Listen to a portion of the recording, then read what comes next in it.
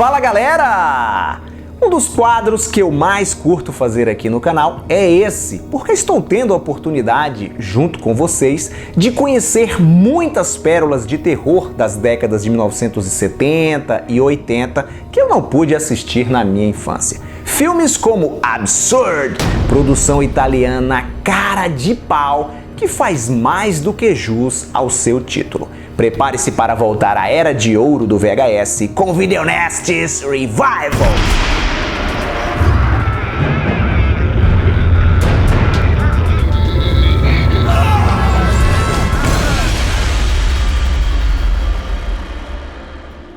Durante os anos 1980, época em que o VHS bombava, era muito comum as distribuidoras de vídeo requentar os seus filmes, relançá-los com outros nomes ou transformá-los em sequências de algum sucesso recente. Justamente o que aconteceu com Rosso Sangue, produção italiana de 1981, que foi lançada e relançada com títulos diferentes. Absurd, o mais conhecido, Monster Hunter, Horrible e o mais apelativo de todos, Antropófagos 2.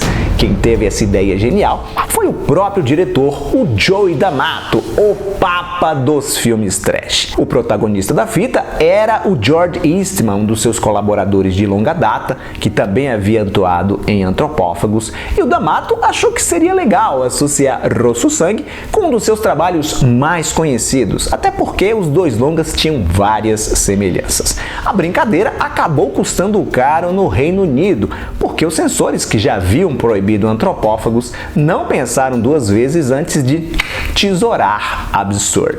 A trama gira em torno de um serial killer que possui rápida regeneração celular, uma espécie de Wolverine dos pobres. Ele é capaz de se recuperar de tiro, porrada e bomba com uma certa velocidade. Logo no início do filme, a gente desconfia que o vilão tem algum superpoder, porque depois de literalmente botar as tripas para fora ao tentar pular um portão, o médico que faz a sua cirurgia não cansa de repetir o quanto a melhoria do sujeito o deixou impressionado.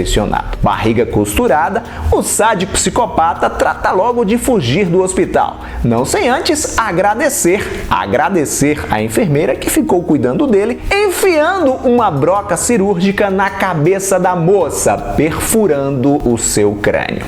Em seu encalço está um padre geneticista, acredite, o Zé Ruela responsável, ou melhor, irresponsável, que criou o malvadão, usou o homem sem que ele soubesse como cobaia em suas experiências genéticas, algo que acabou levando à loucura. O padreco, que pouco se esforça para passar despercebido, volta e meia é pressionado pelas autoridades. Numa dessas, ele revela que o vilão fugiu de uma ilha grega numa pequena embarcação e ficou à deriva até chegar aos Estados Unidos. Jesus! Se você costumava ou costuma faltar às aulas de geografia, saiba que isso é tão ou mais absurdo do que o cara ser praticamente indestrutível. E o filme prossegue com o nosso querido antagonista fazendo vítimas por onde passa, sempre das maneiras mais criativas e sanguinolentas possíveis. O clímax se desenrola numa mansão onde vive uma garota paraplégica, pero no útil, porque depois de ser alertada do perigo, a adolescente, que não saía da cama há muitos anos, consegue se libertar das amarras e aparelhos médicos e vai enfrentar o monstro usando um compasso. Como vocês puderam perceber, plausibilidade, veracidade, possibilidade são palavras que não existem no vocabulário do senhor Joey D'Amato. O que interessa ao cineasta é o gore.